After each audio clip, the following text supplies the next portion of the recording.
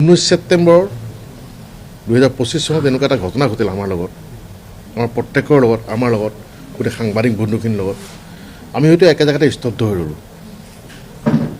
তাৰপিছত 19 ছেপ্টেম্বৰৰ পিছত প্ৰায় 3 মাহ সময় গ'ল। SITৰ লগত চাৰ্জশ্বিট দাখিল কৰোঁতে, চাৰ্জশ্বিট জমা কৰোঁতে তেওঁলোকে জমা কৰিলে। তাৰপিছত এতিয়া ন্যায়পালিকাই ন্যায় প্ৰক্ৰিয়া আৰম্ভ কৰিছে। সম্পূৰ্ণ বিশ্বাস আছে ন্যায়পালিকাৰ ওপৰত। কিন্তু এই ন্যায়পালিকাই যিয়ে ন্যায় দিয়ক, ইয়াৰ পিছত কিন্তু আমি যিসকল জুবিন অনুৰাগী আছোঁ, জুবিনৰ পৰিয়ালবৰ্গই আছে, চবে ইচিচ আচাচ কৰি থাকি কিন্তু লাভ নহ'ব। গতিকে এইখিনি সময় খুব কঠিন সময় আমাৰ কাৰণে।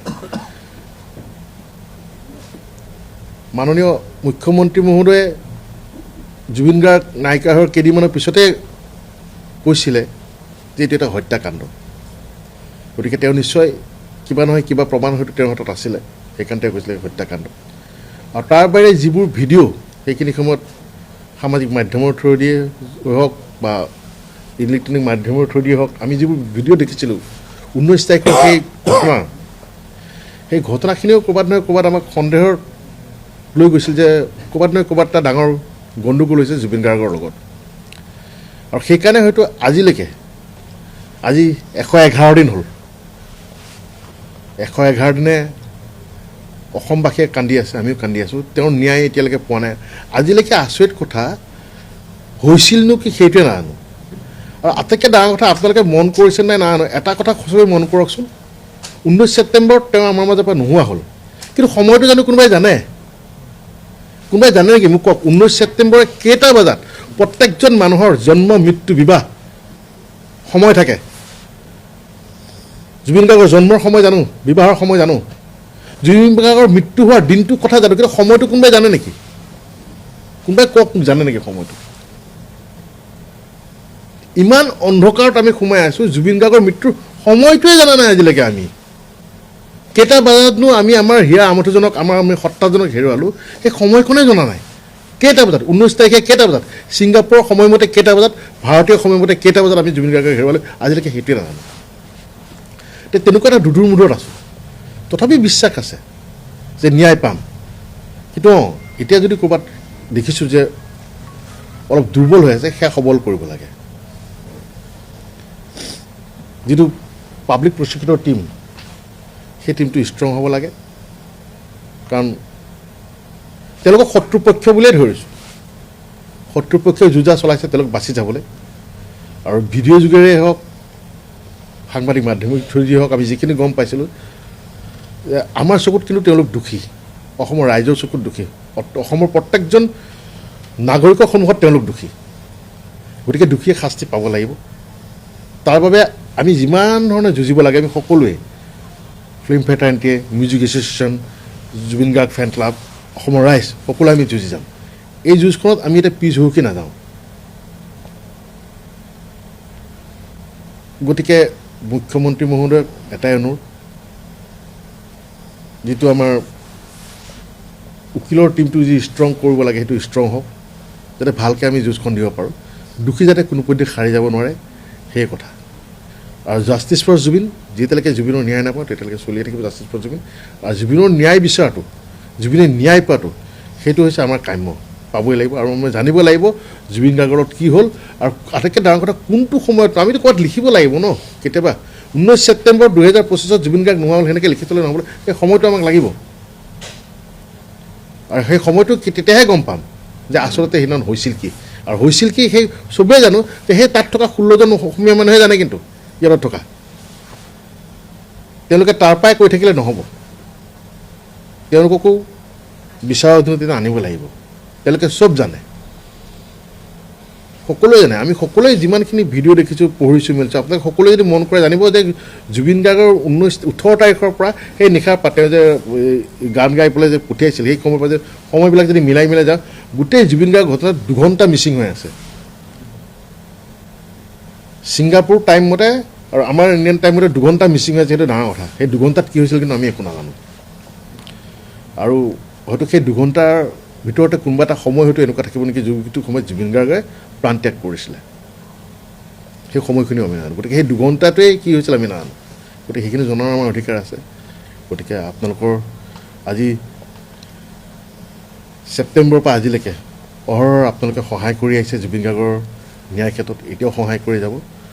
আৰু এই অনুৰোধ থাকিলে আপোনালোকলৈ, আৰু সদায় আমি জুবিনৰ ন্যায় হকে যুঁজিছোঁ আৰু যুঁজি যাম। অসমীয়াই বুকুত যেতিয়া কোনোবাই আঁচোৰ দিয়ে বা জাতিটোক কোনোবাই অপমান কৰে বা জাতিটোৰ প্ৰতি তুচ্ছ তাচ্ছিল্য মন্তব্য দি পেলাই জাতিটোক দুভাগ তিনিভাগ কৰিম বুলি কিছু শক্তিয়ে যেতিয়া আগবাঢ়ি আহে, এই শক্তিক ৰুধিবলৈ এজন বিশেষ মানুহ আছিল আমাৰ মাজত।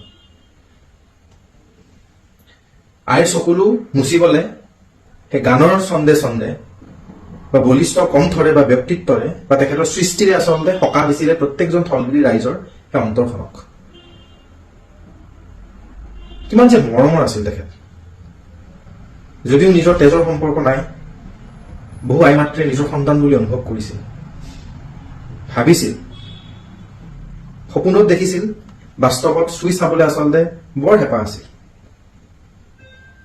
তেখেতৰ নাম লৈ পেলাই বিশ্বৰ প্ৰান্তে প্ৰান্তে দেশৰ চুকে কোণে গৌৰৱ অনুভৱ কৰিছিল অসমীয়া বুলি, যে মোৰ দেশত এজন বিশেষ মানুহ আছে, বা যিখন দেশত সেই বিশেষ মানুহজনৰ জন্ম হৈছে সেই দেশৰ আমি নাগৰিক। কিমান যে মৰমৰ, কিমান চেনেহৰ আচলতে।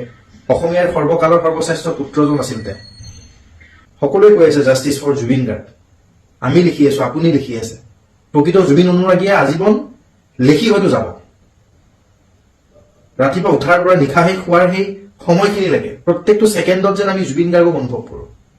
ভাত খাব গ'লেও জুবিন গাৰ্গ, শুব গ'লেও জুবিন গাৰ্গ, গা ধুব গ'লে মোবাইলটো লৈ পেলাই বাথৰুমত গ'লেও জুবিন গাৰ্গ, পাকঘৰত হেতাখন লৈ পেলাই ভাত বনাই থাকিলেও জুবিন গাৰ্গ। প্ৰত্যেকটো ছেকেণ্ডত সেই সত্তা, সেই চিন্তা বা সেই তেখেতৰ সেই ব্যক্তিত্ব, তেখেতৰ সেই মুখখন ভাহি আহে।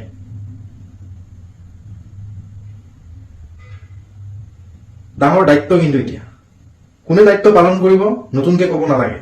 অসমীয়া হোৱাৰ প্ৰধান দায়িত্ব আচলতে প্ৰমাণ কৰিব লগা এটা সময় বৰ্তমান। এতিয়াই সময় নিজকে প্ৰমাণিত কৰাৰ, নিজকে প্ৰমাণ দিয়াৰ যে প্ৰকৃত অসমীয়া হয়নে নহয় তেওঁলোক। ন্যায় লাগে।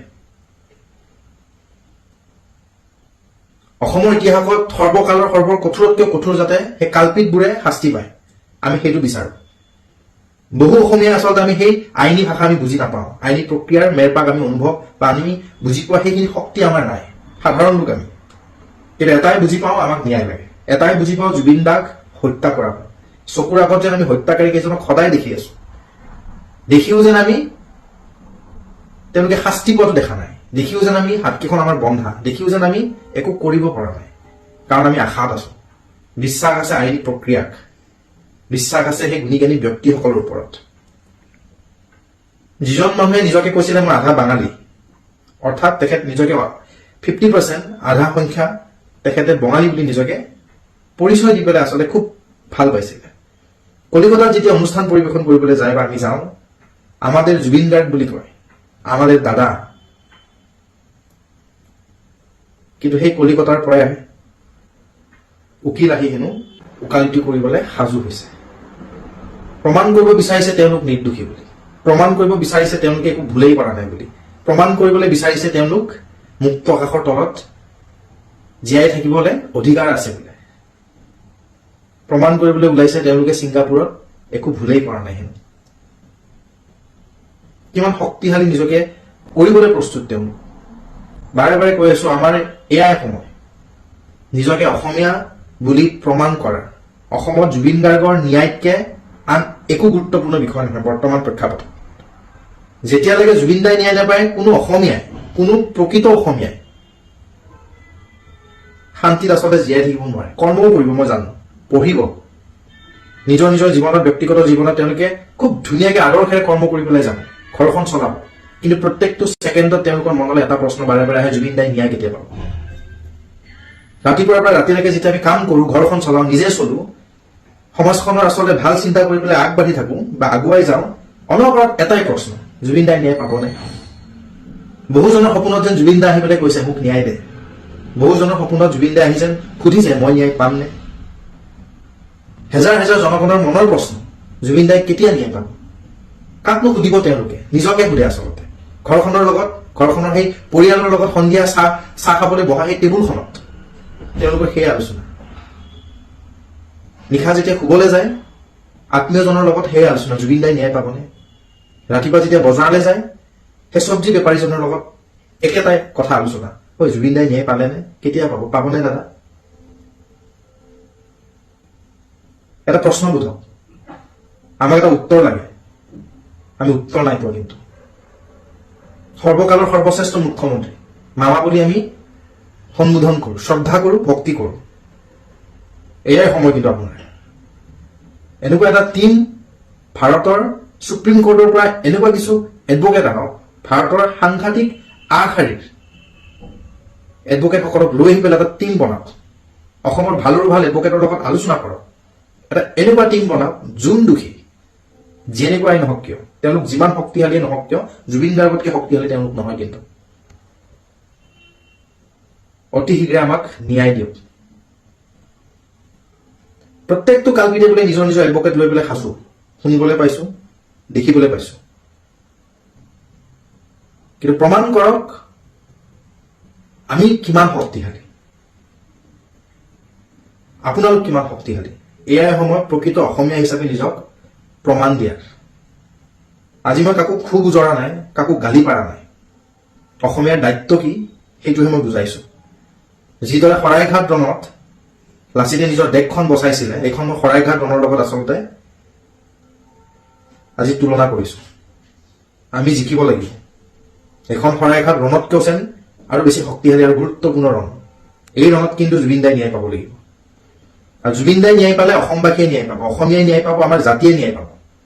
কাৰণ জুবিন দাতকে ডাঙৰ বা কোনো তেনেকুৱা আচলতে ব্যক্তিটো জন্ম হোৱা নাই, আৰু কাহানিও নহয় মোৰ বিশ্বাস, আমি জীয়াই থকালৈকে নহয়। কিন্তু গুৰুত্বপূৰ্ণ বিষয়, গুৰুত্বপূৰ্ণ কথা বা মানুহৰ কথা আচলতে আন একোৱেই নহয়। কিছু সংখ্যক লোকে বেয়া পাব, চিৰঞ্জীৱে কি কৈ আছে, বৰ বেছি বেছি কথা কয়। ন্যায়ৰ হকে মাত মাতি আছো বন্ধু। যদি সহ্য হোৱা নাই তেন্তে তুমি প্ৰকৃত অসমীয়া হোৱাৰ যোগ্যতাই নাই। যদি মই মাত মাতে কাৰোবাৰ গাত চেকা লাগিছে, কোনোবা জ্বলিছে পুৰিছে, মই অনুভৱ কৰো, আমি অনুভৱ কৰো, প্ৰকৃত জুবিন অনুৰাগী তেওঁলোক কেতিয়াও হ'ব নোৱাৰে, প্ৰকৃত অসমীয়া হ'ব নোৱাৰে। আজি প্ৰকৃত অসমীয়াৰ এজন অসমীয়া সন্তান আমি হেৰুৱালো। মই বাৰে বাৰে কোৱা নাই, মানুহৰ সাহস, বহুজনৰ সাহস, বহুজনৰ আচলতে ভগৱান, বহুজনৰ বিভিন্ন ধৰণে আচলতে বহুজনে তেখেতক দেখিছিলে, তেখেতক অনুভৱ কৰিছিলে, সেই সত্তাক তেওঁলোকে পুজিছিলে, আমি পুজিছিলো আচলতে। সেই সত্তা, সেই মানুহজন, সেই ভগৱানজন আজি হঠাৎ নোহোৱা হৈ থাকিলে। ক্ষতি বুলি ক'লে অসমৰ কাৰণে 2025 চন বুলি নহয়, ইতিহাসত ইয়াতকে আৰু ডাঙৰ ক্ষতি একো নাই। বহুতো হেৰুৱালো। অসমীয়া অকল হেৰুৱাইছে, অসমীয়া অকল একোৰা জুই লৈ আজি বহুত বছৰ ধৰি জীয়াই আছে। অসমীয়া অকল লাজে পাই আহি আছো। 100টাৰ মাজত 10টা ভাল কাম কৰিলে অসমীয়া জাতি উন্নতি কৰা বুলি নুবুজায়। সেই 90টা কামেই যেন অসমীয়া জাতিক 90 গুণ পিছুৱাই আনিছে। এষাৰ কথা, উঠা, জাগা আৰু জগোৱা। জুবিন দাই কাহানি বাটে কৰি থৈ গৈছিলে। কিন্তু সময়, এয়াই সময় নিজক চিনি পোৱাৰ, এয়াই সময় নিজৰ জাতিটোক জীয়াই ৰখাৰ, এয়াই সময় নিজৰ জাতিটোক আচলতে সযতনে, মৰমেৰে আৰু সাহসেৰে নেতৃত্ব দি পেলাই আগুৱাই লৈ যোৱা। যদি এতিয়া অসমীয়া যদি নিজক চিনি নাপায়, এতিয়া যদি অসমীয়া নিজৰ এই মাতষাৰ, এই নিজৰ এই সত্তা বা নিজৰ সেই ভগৱানজনৰ বাবে মাত নামাতে, আমি কিন্তু আৰু পিছত মাত মাতি একো লাভ নহব। সময় গৈ আছে, আমাক ন্যায় লাগে। যেনেকে হওক, যেনেকুৱা ধৰণে নহওক কিয়, যি প্ৰকাৰে নহওক কিয়, 24 ঘণ্টাত এটাই প্ৰশ্ন, ন্যায় কেতিয়া দিব? কথাটো তাত, ন্যায় কেতিয়া দিব আমি সুধি আছো, ময়ো সুধি আছো। সমগ্ৰ অসমীয়া হৈ পেলাই, সমগ্ৰ থলগিৰ ৰাইজৰ ভাষাৰে, মনৰ ভাষাৰে মই চিৰঞ্জীৱে এইটো প্ৰশ্ন, যাক আমি ভাবো যে যোনে আমাক ন্যায় দিব, তেওঁলোকলৈকে। আপোনালোকো অসমীয়া, আমিও অসমীয়া। আমাৰ দায়িত্ব, অসমীয়া হোৱাৰ দায়িত্ব। আমি সেই অসমীয়া মানুহজনৰ বাবে, অসমীয়াৰ হকে চিঞৰা মানুহজনৰ বাবে, অসমীয়াৰ বাবে ভবা মানুহজনৰ বাবে আমি যাতে খুব ভালকে এই বিষয়টোত, ভালকে যাতে এই যুঁজখনত, এই ৰণখনত যাতে আমি জয় হ'ব পাৰো, তেনেকে আমি কাম কৰিব লাগিব। দীঘলীয়া নকৰো, বহুত কলো, হয়তো এনেকৈ কৈ থাকিবই লাগিব, কৰিব নোৱাৰো একো। আৰু মই ভাবো লাজৰ বিষয় নহয় এই কৈ থকাটো। মই ভাবো এতিয়া আমি এনেকৈ মাত মাতিব লাগিব। অসমীয়াৰ দায়িত্ব, অসমখনৰ দায়িত্ব। যোনে ভাবি আছে মই কথা ক'ব নোৱাৰো, একো কথা নাই। যিয়ে নহওক, যেনেকৈ নহওক, যিয়ে নকওক, মুঠতে যুঁজক, ন্যায়ৰ হকে মাত মাতক, লিখক, ভিডিঅ' বনাওক, আইনখন হাতত ল'ব নালাগে, ভাবি গুণি দুআষাৰ কওক। আমি এই হেছটেগ জুবিন গাৰ্গৰ জাষ্টিছ ফৰ জুবিন গাৰ্গ লিখিলে নহ'ব, কিন্তু জাষ্টিছ জাষ্টিছ চিঞৰি আছো। আমাক এতিয়া জাষ্টিছ লাগে, দিব লাগিব, আমি পাম, বিশ্বাস এটা আছে। আৰু যদি কোনো নোৱাৰে নহয়, জুবিন গাৰ্গৰ ন্যায় নিজে জুবিন দাই নিজে ল'ব। আৰু যেতিয়া ন্যায় ল'ব, কোনো হাৰি নাযায়। সময় লাগিব পাৰে, কোনো হাৰি নাযায়।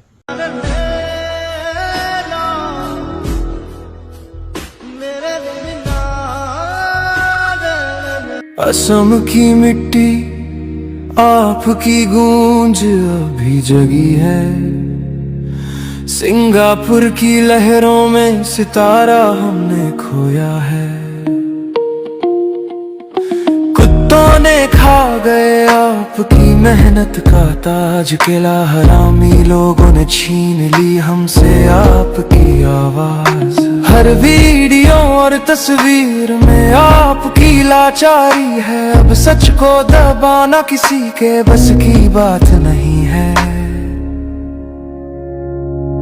डॉक्टर ने कहा कमजोर है, पानी और आग से संभालो इसे, पर लहरों में बिना जैकेट क्यों छोड़ा उसे। हर गीत, हर हंसी, हर सपना चुराया गया हमसे, फिर भी यादों में आप हमेशा जिंदा रहेंगे। सोशल मीडिया पर सच उभर आया, वीडियो क्लिप्स ने राज दिखाया, किसके हाथों में छुपा है ये काला राज। हर दिल में गूंजती है आपकी पुकार। असम से सिंगापुर तक आपकी कहानी सुनाएंगे हम, कुत्ते केला हरामी अब क्यों फरार है सब। उन कुत्तों को जनता के हवाले कर दो, जनता करेगी उनका इंसाफ।